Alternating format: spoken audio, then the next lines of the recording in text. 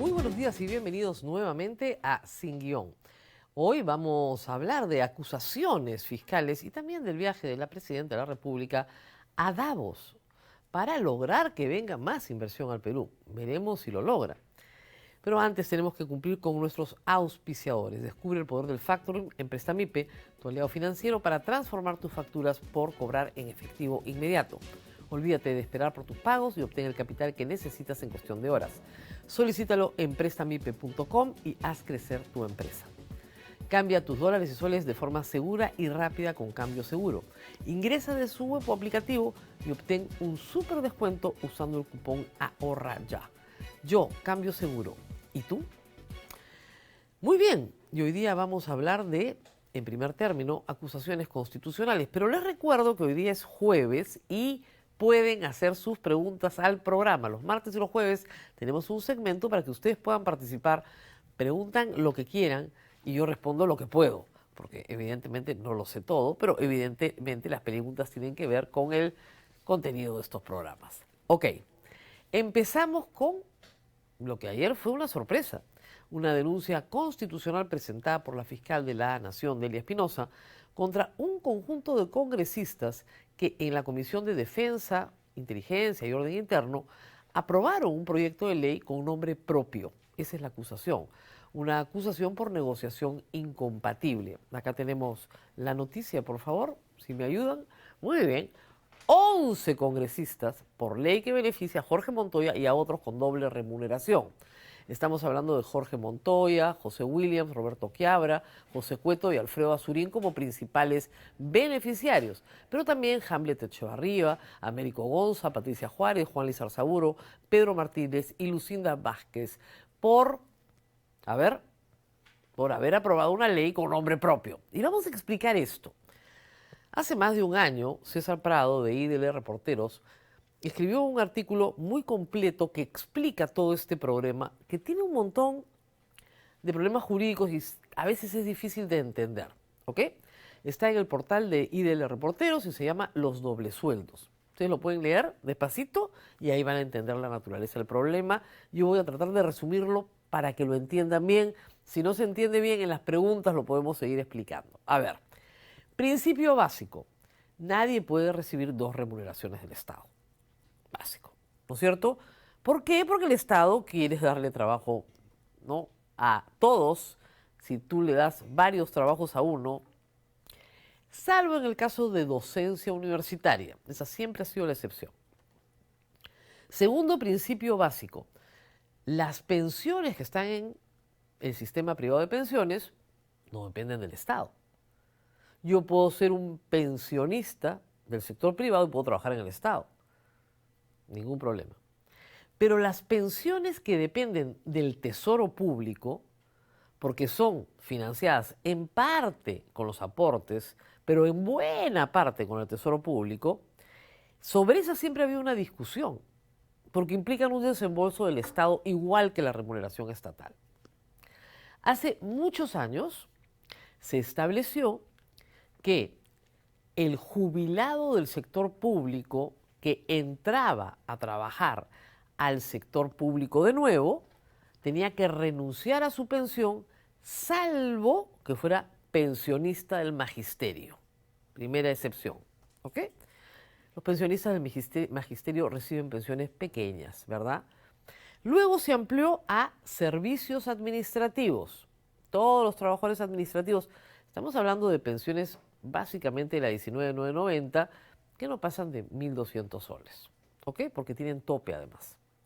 Muy bien. Las pensiones de la 2530 tienen un tope de 15.600 soles. Y ese tope se estableció también para todo aquel que entraba nuevamente a la administración pública siendo pensionista del Estado. 15.600 soles. 6 unidades de referencia del sector público. Al 2024, 15.600 soles. Máximo, máximo. Sumando pensión y remuneración. Para los que estaban exceptuados, no para todos. Llegamos al 2021, los señores congresistas, Cueto, Montoya, Quiabra, Williams y Azurín, entran al Congreso y por ley tienen que renunciar a su pensión. Por ley, ¿ah? No es que todo esto estaba zanjado en el Tribunal Constitucional, no, por ley tienen que renunciar a su pensión. Pero María del Carmen Alba promueve una ley que se ve en la comisión donde están todos ellos presentes, la Comisión de Defensa, Orden Interno e Inteligencia, para que los congresistas, es decir, los funcionarios públicos elegidos por voto popular, tengan el mismo beneficio que los del magisterio y los administrativos. Pero con un adicional más, sin ningún tope. Estas modificaciones al proyecto las coloca el congresista Esdras Medina, pero los congresistas que he mencionado son los que votan a favor en la Comisión de Inteligencia. Ellos mismos votan a favor de su ley en la Comisión de Inteligencia. Luego lo agendan, pasan varios meses, y el día que se hace el homenaje a los héroes de Chavín de Huántar, ese día colocan la ley para aprobar. Ya está, listo. Sin topes. Sin topes. Entonces, los señores congresistas, que son generales y almirantes, ganan 8.500 soles de pensión. Pero como congresistas, el básico es, o sea, lo que ganan es 26.000 soles.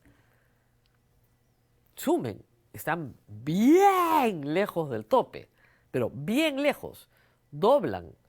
Y en el caso del señor Azurín, que era policía, él ganaba algo así como 2.200 soles de pensión, más el sueldo también, dobla. Los otros más que el doble, y este casi dobla. Ese fue el regalito que benefició a esas 5 personas que se pararon en el pleno y dijeron, nosotros no podemos votar a favor de nuestra ley, no, nos vamos a abstener de votar, pero ya habían tramitado todo y lo habían tramitado en la comisión. ¿Qué va a pasar con esta denuncia? Probablemente nada. Negociación incompatible es un delito que tiene una pena muy baja. Lo que va a hacer el Congreso, que es el que tiene que tramitar la acusación constitucional, es no tocarla y probablemente archivarla. Ni la van a tocar. La van a archivar. No va a pasar nada. Va a venir otro Congreso. Si Dios quiere, la podrán ver. Pero no va a pasar absolutamente nada porque no da el tiempo. Negociación incompatible, reitero, es un delito que tiene una pena menor. Los hechos son del 2022. Estamos 2025. Para cuando termine este Congreso del 2026, probablemente hayan pasado 4 años. Pero queda constancia de lo que hicieron. Y que le quede constancia a todos de lo que hicieron, porque todos quieren postular a la reelección como senadores. ¿Qué más? La señora fiscal de la Nación presentó otra denuncia constitucional, esta vez contra Guido Bellido y Roberto Sánchez. Eso también debido a una investigación en su momento de Panorama. El señor Guido Bellido como ex primer ministro y Roberto Sánchez como ministro de Comercio Exterior y Turismo tuvieron una negociación por la cual se nombra a un ahijado putativo de Guido Bellido en un puesto a solicitud de Guido Bellido. Lo que le están pidiendo es tráfico de influencias agravado en agravio del Estado, ¿ok?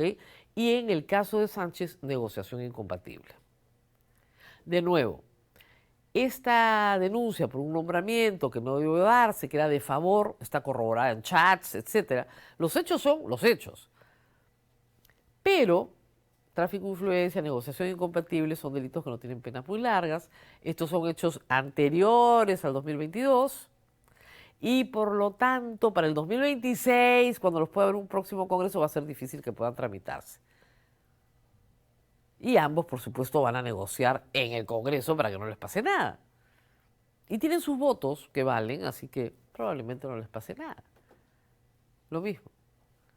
Ese es el problema de tener el juicio constitucional primero, porque al tener el beneficio de antejuicio, no se les puede acusar directamente. Ni aun cuando su conducta haya sido como ministros de Estado, porque los ministros de Estado también tienen el beneficio de antejuicio, y los dos son congresistas hoy. Reacciones a esto. Patricia Juárez, por favor, salió inmediatamente a decir que ella va a denunciar constitucionalmente a Delia Espinosa porque le están iniciando un proceso por votar, por votar. Y eso vulnera su derecho al voto. Miren, acá hay una discusión siempre pendiente en el Perú. Sobre sus votos, los congresistas no tienen que darle cuentas a nadie. Eso es la verdad. Eso es lo que dice la Constitución. No están sujetos a mandato imperativo. Pero eso no quiere decir que tengan licencia para violar la Constitución y la ley con sus votos. Si tú tramitas una ley con nombre propio, sí, pues hay un problema, ¿no? Hay un tremendo conflicto de interés, por decirlo menos. Y ese conflicto de interés al quedar expuesto, bueno, tiene que haber límites, ¿no? En todo caso, ha prometido perseguir a Delia Espinosa. No será la primera vez que el Congreso persigue a una fiscal suprema. Ya lo hemos visto en el caso de Zoraida Ábalos. Y finalmente, esto no lo presenta la Fiscalía, lo presenta el Congreso, un grupo de congresistas del Bloque Democrático, con Ruth Luque a la cabeza, han presentado una denuncia constitucional contra la presidenta tras no restituir la detención preliminar. También contra el presidente, contra el primer ministro, Gustavo Erancén, y contra el ministro del Interior, Juan José Santibáñez, por las irregularidades en la elaboración de las observaciones presentadas. Han debido incluir al ministro de Justicia, que es el responsable de este engendro, pero lo que está claro es que esta denuncia constitucional tampoco va a terminar en ningún lugar, es inconducente. Pero de nuevo, la están presentando para dejar constancia de que algo se hizo cuando Dina Boluarte se negó a que el país tenga detención preliminar como herramienta de lucha contra el crimen. Un crimen que sigue creciendo. Portada de la República hoy, 3 nuevos ataques con dinamita en Trujillo. ¿Qué se sabe del asesinato del colega Gastón Medina en Ica? Nada, absolutamente nada. Se dice que un venezolano sería el sicario. Pruebas, evidencia, nada, nada. Un periodista silenciado con su muerte, que era combativo, que peleaba con todo el mundo en la región, que había sido amenazado varias veces, allanado, investigado, perseguido por la justicia, todas las figuritas. Lo mataron. ¿Qué ha dicho la Policía Nacional hasta el momento? Nada. Nada. Y no se restituye la detención preliminar. Porque si se llega a identificar plenamente al sicario, no se le puede detener preliminarmente. Eso es obra de Dina Boluarte. Creo que la denuncia constitucional no va a tener asidero porque la presidenta dirá, yo en el ejercicio de mis funciones y la Constitución me permite observar las leyes, lo he observado y nadie me puede cuestionar por eso. Pero todos sabemos de qué se trata esto. Pausa y regresamos con nuestra presidenta en Davos. En el Perú todo es tranquilidad y paz social. Pausa y volvemos.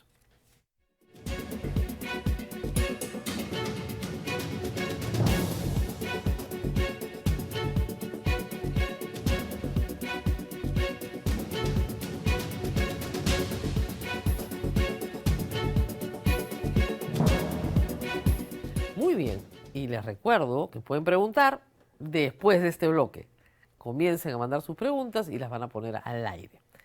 Muy bien, nuestra presidenta está en Davos, en Suiza, en un foro económico donde de lo que se trata es de persuadir a la inversión internacional de que el Perú es un destino jurídicamente seguro. ¿Ok? ¿Qué es lo que hace un presidente, un líder político en Davos? Ofrecer seguridad jurídica. Decirle al mundo que si inviertes acá, tus utilidades te las puedes llevar, que si inviertes acá, las normas tributarias no te las van a cambiar cada semana, que si inviertes acá, tu propiedad va a ser respetada, que si inviertes acá, tus contratos de concesión van a ser respetados y no vas a tener que litigar en algún esquema internacional de protección de inversiones porque el Estado peruano no respeta tu contrato. Eso es lo que hay que decir. De eso no habló Dina Boluarte, porque hubiera tenido que hablar del alcalde de Lima, Rafael López Aliaga, que no respeta contratos internacionales. Ante fondos de inversión, ¿ustedes no saben acaso que las dos concesiones de Lima no son de propiedad ya de OAS ni de Odebrecht? Ninguna de las dos. La de Rutas de Lima, por imposición de la municipalidad, tiene que ser de Odebrecht en un 25%, pero el 75% son de fondos de inversión que asisten a Davos. Es el tipo de fondo de inversión que está presente en un foro económico buscando oportunidades de inversión en el mundo. ¿Qué cosa les va a decir Dina Boluarte? Bueno, les dijo una serie de cosas, a ver cómo decimos, alucinantes. Lo primero, por favor, invitó a Donald Trump en medio de una crisis de seguridad, por supuesto, y le dijo que había que tejer lazos para trabajar en el multilateralismo. A ver, todo el mundo sabe hasta las piedras que Donald Trump desprecia el multilateralismo. Ha sacado a Estados Unidos de la OMS anteayer. Detesta los organismos multilaterales. Nadie le pudo jugar esa figurita a Dina Boluarte, digamos, para empezar. Siguiente, por favor. Hay otras cosas más. La República lo pone hoy. ¡Miente! Presidente ignora investigación por caso Rolex, asegurar que su gobierno no es corrupto. Tiene los Rolex, los Waikis en la sombra y sus cirugías, además de 50 fallecidos por proyectil de arma de fuego. Las mentiras no han sido pocas, ¿ah? Ha dicho, entre otras cosas, que su gobierno ha traído tranquilidad y paz social al Perú. Han volado, no se ha enterado, han volado la sede del Ministerio Público en Trujillo. No lee los periódicos, no le contarán las noticias, no saca la cabeza por la ventana.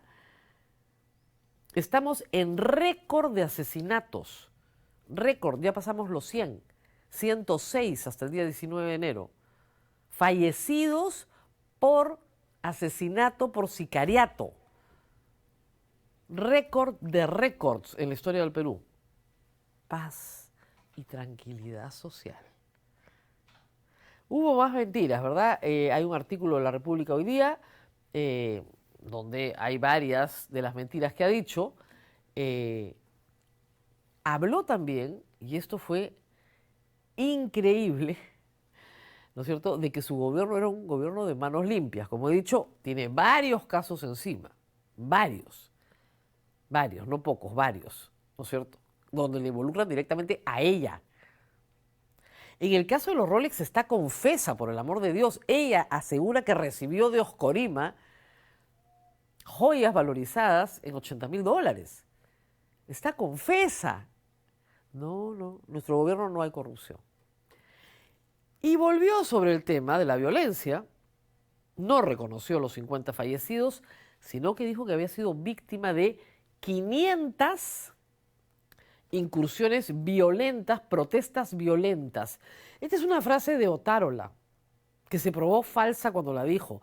No ha regresado a ser verdadera. 500 protestas violentas no hubieron en el Perú. Puede haber habido 500 protestas, pero no violentas. Esa es la gran diferencia. Y luego le contó al público que los habitantes del sur del Perú habían sido extorsionados para entregar dinero para financiar las protestas, que a su vez estaban financiadas por la minería ilegal y por el narcotráfico. ¿Ah? Si tú estás financiado por la minería ilegal y el narcotráfico, díganme ustedes, ¿para qué quieren extorsionar a la gente para financiar la protesta? Que en algún momento en Camaná, por ejemplo, efectivamente, gente que estaba vinculada en Chala a la minería ilegal sale de asentamientos de minería ilegal y se dirige a Camaná e incendian el local del Ministerio Público, es verdad. Eso es verdad. Pero ese es un caso o dos casos. Estamos hablando de incendios muy direccionados en zonas de minería ilegal, sí, pero nada más. A nadie lo extorsionaron y le dijeron que le iban a quemar su casa. Le quemaron la casa, sí, a un congresista. Ah, eso sí, a un congresista le quemaron su casa, en Puno. Estamos hablando de otra cosa, señora presidenta. No confunda usted al público, pero además lo más curioso de todo es que al público no lo puedes confundir. Es un público especializado, un público que sabe de economía, que consulta lo que está pasando en cada lugar del mundo antes de tomar una decisión de inversión. Cuando el Perú sacó a 40% de pobres, de la pobreza, entre el 2004 y el 2019, el crecimiento de la inversión privada iba encima del 10%. ¿Ok? Cuando Las Bambas llega a Apurímac, cambia la vida de Apurímac, porque la inversión privada es tan grande que saca más o menos a la mitad de la población de la pobreza. Tú lo que necesitas para crecer es inversión. Bien que vaya a pedir inversión, pero háblales de inversión. Dale seguridad jurídica. Si tienes un gobernador o un congresista que no reconoce la seguridad jurídica, un alcalde que no reconoce la seguridad jurídica, bien difícil que puedas ofrecer en un gobierno tan débil, donde no tienes mayoría, ni siquiera tienes bancada, puedas ofrecer seguridad jurídica. Y esa es la razón por la que la inversión peruana no ha crecido en los últimos 2 años. Durante todo su mandato, la inversión no crece. En el mensaje de Año Nuevo nos dijo que este año se calculaba que iba a estar potencialmente el crecimiento de la inversión encima del 2%. ¡2%! Eso no sirve para nada. Pero crea que va a estar encima del 2%. Cree. ¿Con un proceso electoral a puertas? Bien difícil. Su mayor orgullo fue decir, este es el gobierno que más ha durado en los últimos 8 años. Claro, ya superó los 2 años. Está contenta. Muy bien, antes de irnos con sus preguntas, quiero dedicarle un minuto a un gran entrevistado, a Daniela Bugatás, que falleció el día de ayer, a los 69 años. Daniela Bugatás fue presidente del Congreso entre el 2011 y 2012. Fue un aliado muy leal de Ollanta durante el periodo 2006-2011, en que fue congresista también, y obviamente fue congresista del 2011 al 2016. Fue un tremendo entrevistado. Nos peleamos más o menos sobre todas las cosas, ¿eh? Daba muy buena pelea, pero era sobre todas las cosas un político honesto. Honesto. Estuvo 10 años en el Congreso, nadie lo acusó jamás, jamás, ni siquiera de un tráfico de influencias. Y era un caballero. Pese a todas nuestras discrepancias en las entrevistas, siempre fue un caballero, cosa que extraño mucho en la política peruana. La verdad es que ha muerto joven, a los 69 años, tenía mucho más para dar y nunca se desvinculó de la política, siempre quiso estar cerca. La vida lo llevó por otros caminos, le mandamos un abrazo a su familia y a sus simpatizantes. Pausa y volvemos con las preguntas de todos ustedes.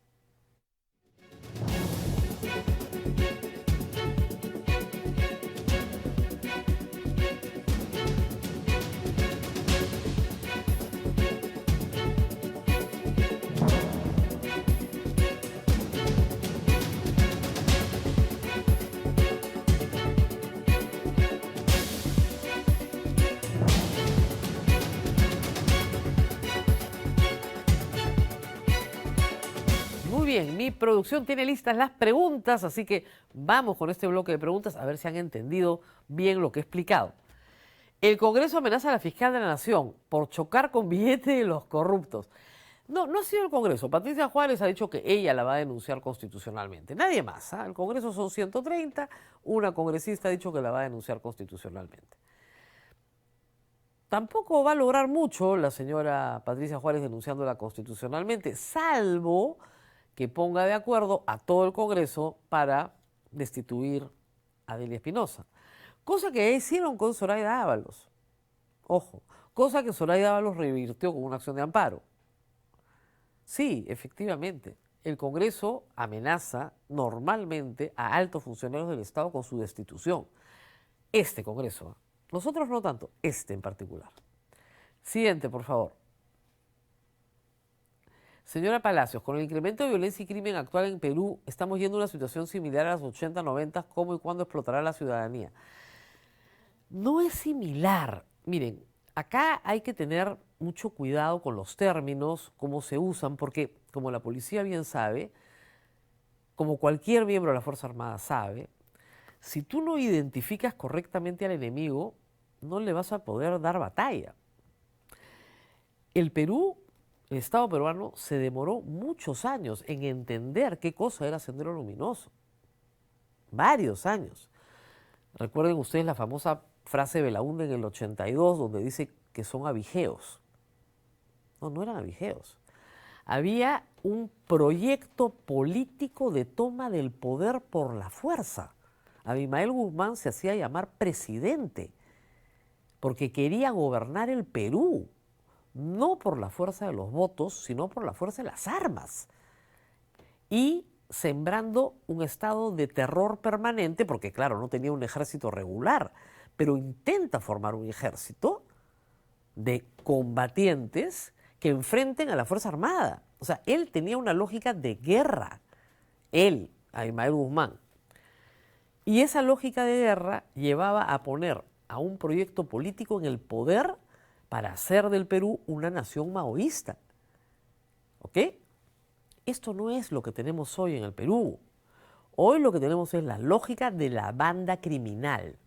Bandas criminales, no una o dos, sino múltiples bandas criminales que están peleando territorios y dominando territorios.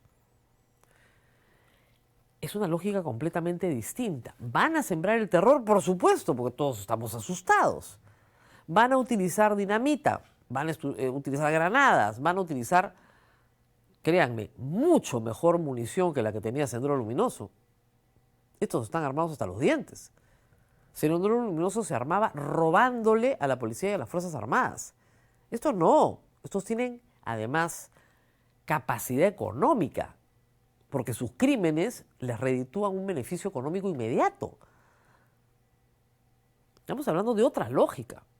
Entonces, si se quiere utilizar la estrategia que se utilizó contra Sendero Luminoso de incorporar a la comunidad, etcétera, esto acá es completamente diferente. Acá lo que se tiene que usar es inteligencia policial, pesquisa, seguimiento, identificación, infiltración en las cárceles, captura, detención, castigo, o sea, es otra lógica. Muy bien. La repudiable Boluarte no piensa, mucho menos razona, a ella solo la mueve la ambición, la codicia, la impunidad. Bueno, acá se dan la bienvenida a todas las opiniones, pero acá no hay una pregunta. Yo les pediría que me hagan una pregunta. ¿Ok? Siguiente, por favor. ¿No les dijo que tenías 3% de aprobación? No, no les dijo. Hubiera sido interesante que les dijera. Buenos días, mi pregunta es la siguiente. ¿El Congreso tiene facultades para modificar el Código Penal? Sí, por supuesto que sí. ¿No cree que debería ser el Poder Judicial quien lo estipule y cree normas judiciales y penales? No. Y le explico por qué. Acá hay un principio que se llama separación de poderes. Si yo hago la norma, yo no la aplico. ¿Ok? Si yo juzgo a través de esa norma, yo no la hago. Nosotros hemos separado el poder. En nuestro régimen, que es un régimen de tradición romana, la ley, ¿no es cierto?, genera finalmente la aplicación al caso concreto. Hay otros sistemas en el mundo. Hay sistemas jurisprudenciales donde efectivamente la ley emana del fallo judicial, del conjunto de fallos judiciales que se llama jurisprudencia, de ahí emana la ley. En nuestro sistema, primero la ley y luego la aplicación de la ley.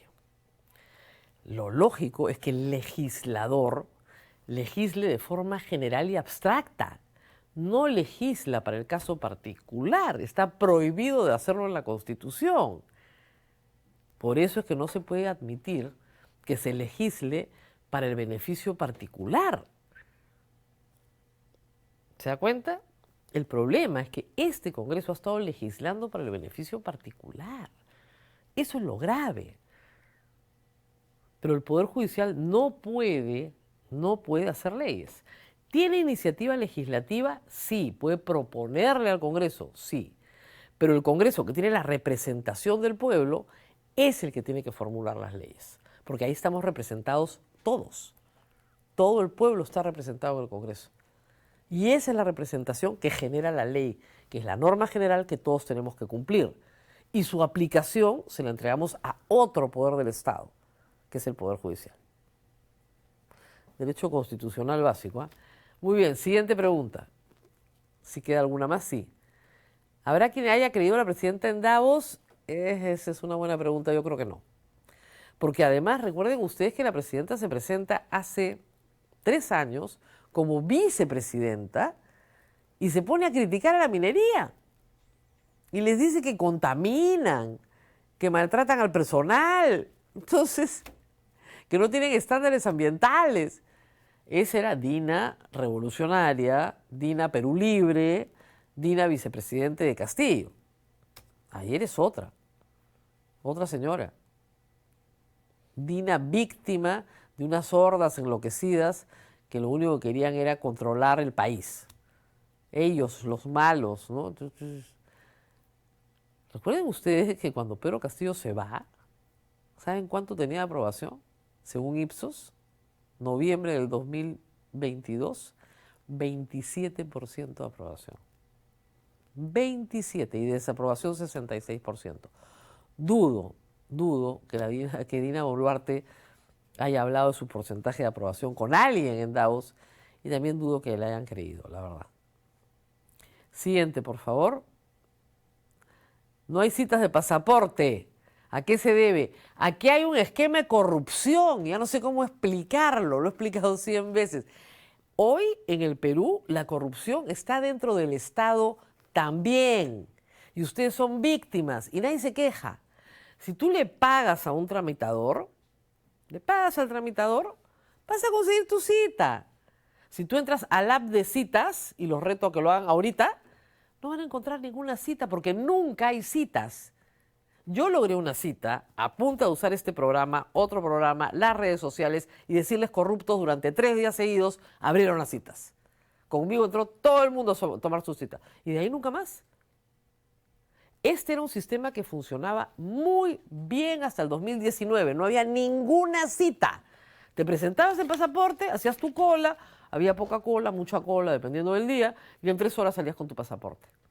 Hoy es imposible ir a sacar un pasaporte si es que no tienes un pasaje de salida para mañana y te corres el riesgo de no sacar el pasaporte, porque a veces cierran, a veces hay feriado, etc. Bueno, no hay citas ni en provincias, ¿ah? Si estás en Lima no hay citas en provincia, si estás en provincia no hay citas en Lima. O sea, miren, no hay citas, pero si le pagas al tramitador, consigue la cita. Porque los sitios donde sacas pasaporte están llenos de gente. Entonces, ¿cómo llegó toda esa gente ahí? Cobrándoles una coima, pues. La coima está institucionalizada. En la Superintendencia de Migraciones, ¿de qué ministerio depende? Del Ministerio del Interior, de Santibáñez. ¿Ha hecho algo? Nada. Nos quejamos hace años.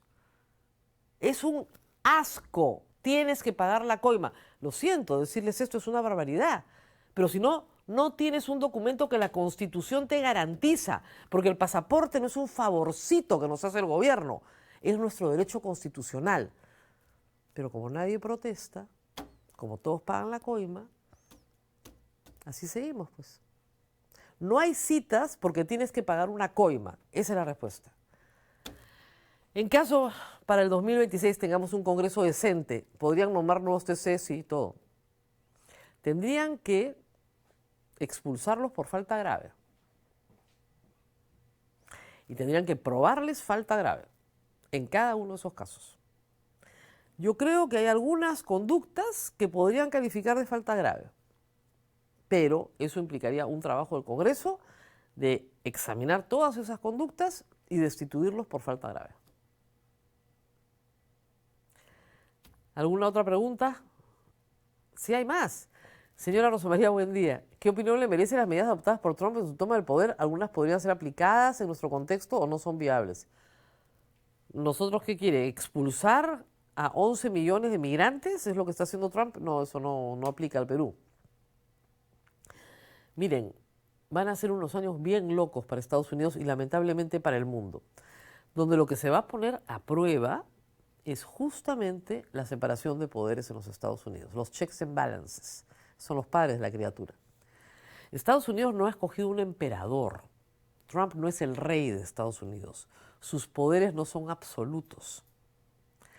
Tiene hoy mayoría en el Senado, mayoría en la Cámara de Representantes y mayoría en la Corte Suprema. Sí, tiene mucho poder. Pero no tiene mayoría en los estados que conforman la Unión y no tiene mayoría en todas las cortes del país. Por ejemplo, una de sus primeras órdenes ejecutivas ha sido de negarle la nacionalidad a niños nacidos en los Estados Unidos, hijos de padres inmigrantes ilegales. 18 estados se han rebelado en el acto y han interpuesto acciones legales, porque esa disposición ejecutiva contradice la Constitución de los Estados Unidos. Y sobre el tema arancelario, si Estados Unidos emprende una guerra contra China, todos vamos a sufrir. China, Estados Unidos y todos nosotros. Y lo único que va a generar es inflación. Si Estados Unidos expulsa a todos los trabajadores inmigrantes de Texas, de Arizona, ¿quién va a cosechar? No sé. Porque esos trabajos difíciles, complicados, los hace la migración pobre. ¿Eso qué significa? Inflación. Si la mayoría de los norteamericanos votaron por temas económicos por Trump, presumo que Trump no va a querer desilusionarlos, ¿no?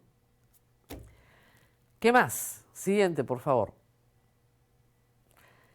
¿Hay algo que pueda hacer la fiscal de la Nación ante esa denuncia constitucional por parte del Congreso contra ella? No, esperar su proceso, que se dé, ir al Poder Judicial, plantear una acción de amparo, si es que la quieren destituir, y seguir el mismo camino de Zoraida Dávalos. Es lo único que queda. Cuando el poder del legislativo y el ejecutivo se convierten en autoritarios y absolutos, el único poder que los desafía es el Poder Judicial. Pasa en el Perú, pasa en los Estados Unidos. Nos tenemos que ir, me han dicho que ya, no más preguntas, pero la próxima semana volvemos a este segmento de todas maneras. Mientras tanto, me tengo que despedir de los auspiciadores. Descubre el poder del factoring en Préstame IP, tu aliado financiero para transformar tus facturas por cobrar en efectivo inmediato. Olvídate de esperar por tus pagos y obtén el capital que necesitas en cuestión de horas. Solicítalo en prestamipe.com y haz crecer tu empresa. Cambia tus dólares y soles de forma segura y rápida con Cambio Seguro. Ingresa desde su web o aplicativo y obtén un súper descuento usando el cupón Ahorra Ya. Yo, Cambio Seguro. ¿Y tú? Gracias por participar, gracias a todos los que nos escriben, a todos los que mandan sus preguntas. Nos vemos la próxima semana. No se olviden de compartir el programa en todas sus plataformas, de suscribirse al canal, por supuesto, y darnos un like para que esto se multiplique. Nos vemos nuevamente mañana.